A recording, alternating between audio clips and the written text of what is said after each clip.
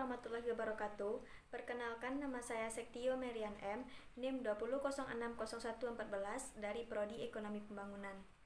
Baiklah, pada mata kuliah pengantar Ekonomi Pembangunan pertemuan keempat ini, saya akan mempresentasikan tentang teori Malthus dan teori Mill mengenai pembangunan ekonomi. Masuk ke teori yang pertama, yaitu teori Malthus. Teori Malthus yang pertama yaitu konsep pembangunan. Menurut Malthus, proses pembangunan adalah suatu proses naik turunnya aktivitas ekonomi lebih daripada sekadar lancar tidaknya aktivitas ekonomi. Malthus menitikkan perhatian pada perkembangan kesejahteraan suatu negara, yaitu pembangunan ekonomi yang dapat dicapai dengan meningkatkan kesejahteraan suatu negara. Kedua yaitu pertumbuhan ekonomi dan pembangunan ekonomi. Menurut Malthus, pertumbuhan penduduk saja tidak cukup untuk melangsungkan pembangunan ekonomi. Pertumbuhan penduduk akan meningkatkan kesejahteraannya hanya bila pertumbuhan tersebut meningkatkan permintaan efektif. Peningkatan pada permintaan efektif akan menyebabkan meningkatnya kesejahteraan. Yang ketiga yaitu peranan produksi dan distribusi. Malthus menganggap produksi dan distribusi sebagai dua unsur utama kesejahteraan. Jika keduanya dikombinasikan pada proporsi yang benar, ia akan mendapat peningkatan kesejahteraan suatu negara dalam waktu singkat. Oleh karena itu, Malthus lebih menekankan pada produksi maksimum dan alokasi optimum sumber-sumber guna meningkatkan kesejahteraan suatu negara dalam jangka pendek. Selanjutnya yaitu faktor-faktor dalam pembangunan ekonomi. Maksud mendefinisikan problem pembangunan ekonomi sebagai suatu yang menjelaskan perbedaan antara gross national product potensial atau kemampuan menghasilkan kekayaan dan gross national product aktual atau kekayaan aktual. Menurut Malthus, besarnya gross national product potensial tergantung pada tanah, maka ia akan memaksimalkan produk di dua sektor utama perekonomian, yaitu sektor pertanian dan sektor industri. Selain itu, Malthus juga menekankan pentingnya faktor non-ekonomi dalam pembangunan ekonomi yang termasuk dalam politik dan moral. Selanjutnya yaitu proses akumulasi modal. Malthus mengatakan peningkatan kesejahteraan yang mantap dan berkesinambungan tidak mungkin tercapai tanpa menampakkan modal secara terus-menerus. Sumber akumulasi modal adalah laba. Laba berasal dari tabungan para pemilik modal. Para pekerja selalu kurang untuk menabung. Jika para pemilik modal lebih banyak menabung dan tidak banyak membeli barang konsumsi, lantaran ia memperoleh sisa laba lebih besar, pertumbuhan ekonomi akan menjadi lamban. Selanjutnya yaitu kekurangan permintaan efektif. Pandangan Malthus didasarkan pada merosotnya permintaan efektif dan pada penolakannya terhadap hukum pasar yang dikembangkan Say tidak sependapat dengan Say, yang mengatakan bahwa di dalam pasar tidak mungkin terjadi overproduksi atau penawaran yang berlebihan. Overproduksi dan persediaan komoditi yang melimpah di pasar lantaran rendahnya permintaan efektif atau konsumsi rendah. Ini menyebabkan turunnya laba, harga, tabungan, investasi, dan akumulasi modal. Selanjutnya yaitu stagnasi ekonomi. Malthus yakin penawaran buruh dalam jangka pendek sangat tidak elastis. Ia mengatakan karena sifat dasar penduduk, kebutuhan tambahan pekerja untuk memenuhi permintaan tertentu tidak dengan segera tersedia di pasar sampai selang waktu 16 atau 18 tahun. Karena para pekerja lebih suka bersenang-senang daripada meningkatkan konsumsi, maka dari itu persediaan komoditi menjadi melimpah. Akibatnya harga turun, laba berkurang, investasi turun, dan kemampuan akumulasi modal maupun dorongan untuk mengakumulasi betul-betul berkurang. Persediaan yang melimpah dan konsumsi yang rendah, dengan demikian akan menimbulkan stagnasi ekonomi. Baiklah, masuk ke langkah-langkah untuk meningkatkan pembangunan ekonomi menurut Malthus. Pertama yaitu pertumbuhan berimbang. Di dalam sistem teori Malthus, perekonomian dibagi menjadi sektor pertanian dan sektor industri. Jika investasi dilakukan untuk menyerap sebagian besar pertumbuhan penduduk di sektor industri dan untuk menurunkan biaya hidup para pekerja di lahan tersebut sehingga memungkinkan pengurangan tingkat upah mereka. Jadi, Malthus mendukung pertumbuhan yang berimbang baik di sektor pertanian maupun di sektor industri. Kedua yaitu menaikkan permintaan efektif. Pertama, dengan mendistribusikan kesejahteraan dan pemilikan tanah secara adil. Kedua, yaitu permintaan efektif dapat ditingkatkan dengan memperluas perdagangan internal dan eksternal.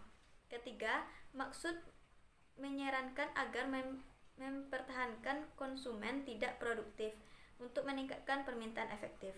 Dan tidak kalah pentingnya yaitu Malthus menyarankan program pekerjaan untuk mengatasi pengangguran dan kenaikan permintaan efektif. Selanjutnya masuk ke kelemahan teori Malthus. Pertama yaitu stagnasi sekuler tidak melekat pada akumulasi modal. Menurut Malthus, konsumsi rendah secara permanen dapat terjadi pada semua komoditi. Tetapi kenyataannya, konsumsi rendah bukanlah suatu gejala tetap, namun hanya sementara, jika stagnasi sekuler tidak melekat pada proses akumulasi modal. Kedua yaitu, pandangan negatif terhadap akumulasi modal. Kenyataannya adalah akumulasi modal tidak menyebabkan kekurangan permintaan atas barang-barang konsumen yang turunnya laba. Ketiga yaitu komoditi tidak dipertukarkan dengan komoditi secara langsung. Kenyataannya tenaga kerja bukanlah ukuran yang benar bagi komoditi. Dalam dunia nyata, komoditi diukur dengan harga nyata dan tidak dengan tenaga kerja. Keempat yaitu konsumsi tidak produktif memperlambat kemajuan. Sarana ini sama dengan memberikan sedekah kepada para pekerja dan dengan sengaja mendukung para penganggur. Langkah seperti ini menurunkan tingkat akumulasi modal dan memperlambat kemajuan. Kelima yaitu dasar tabungan berisi satu.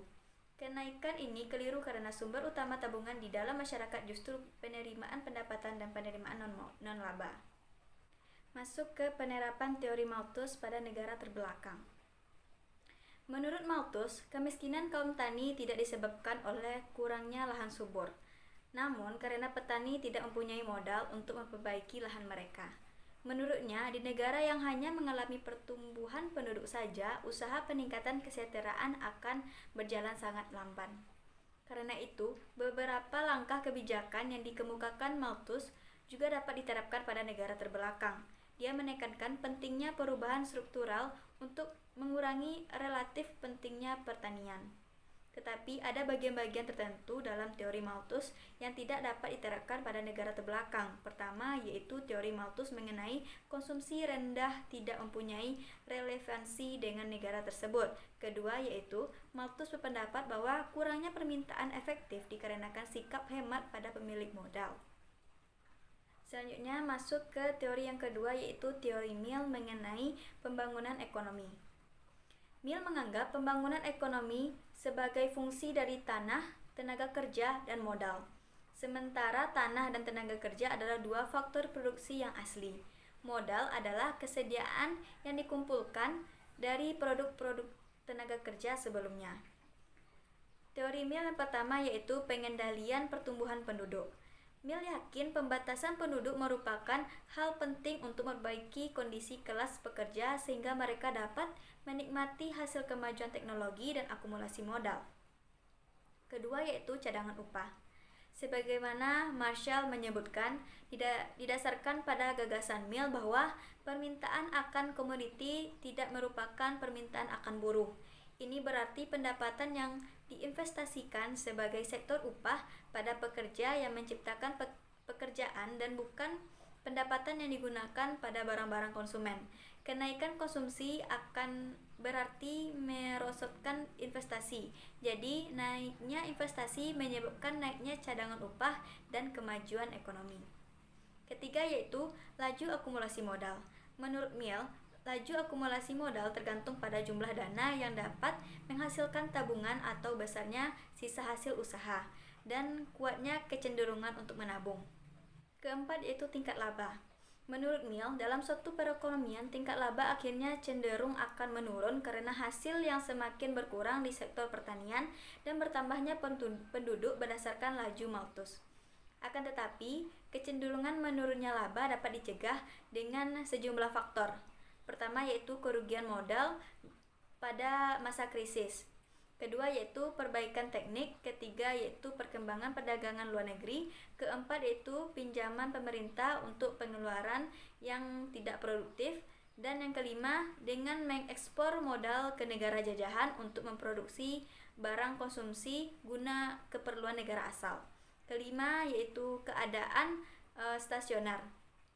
Keadaan stasioner dapat diartikan pada akhirnya akan membawa ke arah perbaikan distribusi pendapatan dan upah bagi tenaga kerja. Jadi dalam keadaan stasioner, menurut Mill, baik penduduk maupun stok modal tidak mengalami kenaikan. Laba mencapai tingkat minimum yang perlu untuk mencegah disfungsi neto atau oleh perekonomian secara keseluruhan. Peranan pemerintah. Campur tangan pemerintah perlu dalam pandangan Mill, misalnya untuk memperbaiki redistribusi pemilikan sarana produksi dengan rencana-rencana seperti pembagian laba dan kerja sama. Masuk ke kekurangan teori Mill. Kekurangan teori Mill yang pertama yaitu keadaan stasioner bukan suatu realitas. Mill ternyata menjadi seorang peramal yang keliru karena keadaan stasioner yang telah dia ramal ternyata tidak benar, bahkan tidak juga menampakkan tanda kebenaran. Kedua yaitu pikiran yang salah mengenai cadangan upah. Para ahli ekonomi mengkritik dengan keras teori ini. Alasannya karena ia menghubungkan cadangan upah dengan cadangan tertimbang dengan dividen nasional. Ketiga yaitu teori Malthus menurut Mill yang salah. Mill terlalu pesimis pada pertumbuhan penduduk dalam arti teori Malthus. Teori Malthus ternyata tidak benar di negara-negara kapitalis dunia. Keempat yaitu hukum mengenai hasil yang semakin berkurang tidak berlaku. Yang kelima yaitu laissez-faire bukan sesuatu kebijaksanaan praktis.